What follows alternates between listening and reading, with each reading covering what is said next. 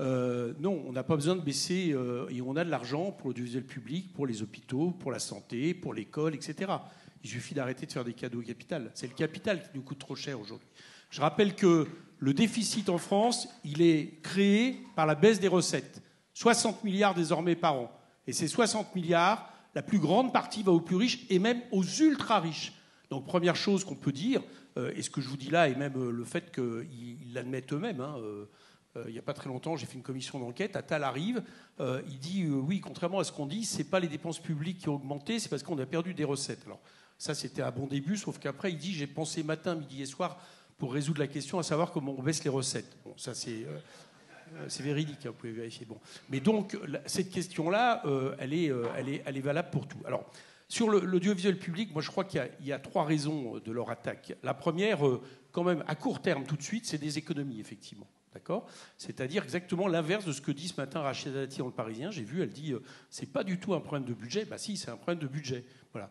Parce que ça a été dit, et tu l'as dit, l'an dernier, c'est, si on tient compte de l'inflation, 150 millions d'euros en moins dans le budget pour l'audiovisuel public. Et l'année d'avant, c'est toute la part variable du budget qui a été également perdue pour l'audiovisuel public. Donc la question, elle est bien d'abord d'essayer de faire des économies. Je vous rappelle que, de ce point de vue, c'est pas nouveau. On a quand même un ministre de la Défense qui, pour justifier l'économie de guerre, explique que l'État va devoir se recentrer sur ses missions régaliennes. C'est signé, ça veut dire très clairement qu'on va s'attaquer, on va réduire comme peau de chagrin absolument toutes les missions de l'État et dont justement l'audiovisuel public. Avec le paradoxe que ça a un coût, comme on le disait tout à l'heure. 190 millions d'euros déjà. Oui. 190 millions d'euros déjà, et c'est pas terminé. Mais très souvent, leur espèce de rationalisme n'en est qu'une façade. Et on s'aperçoit qu'en réalité, leur politique coûte plus cher, je l'ai expliqué, qu'elle ne rapporte. Bon, ça, c'est le premier constat.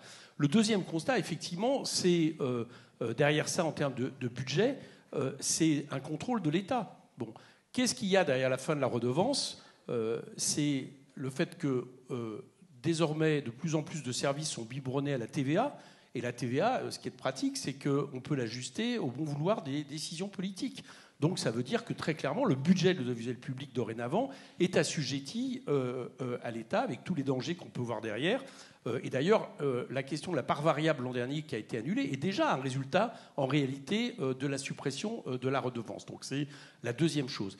Et puis la troisième chose, mais qui en découle, c'est le choix idéologique dont tu parlais, c'est que si on ajoute politique d'austérité menée pour l'audiovisuel public, je vous fais remarquer d'ailleurs que les arguments, c'est les mêmes qui nous ont servi pour les hôpitaux.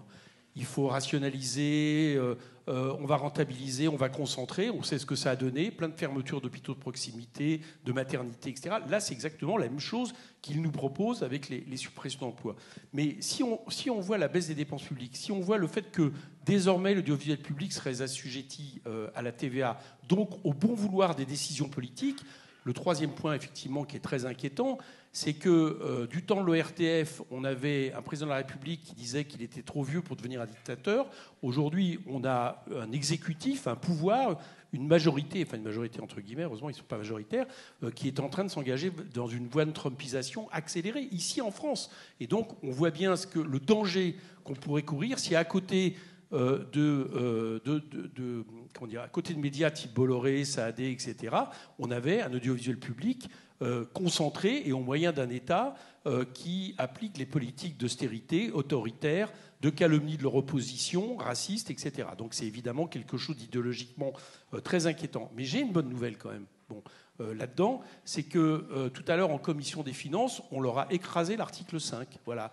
Donc ils ont essayé de faire passer un article 5. Alors on n'était pas très présents, certes, c'était un peu symbolique, mais ce que j'ai trouvé intéressant, c'est qu'eux n'étaient pas présents du tout. Quand je dis eux, c'est les macronistes, c'est-à-dire ils sont venus à si peu qu'ils se sont fait battre facilement.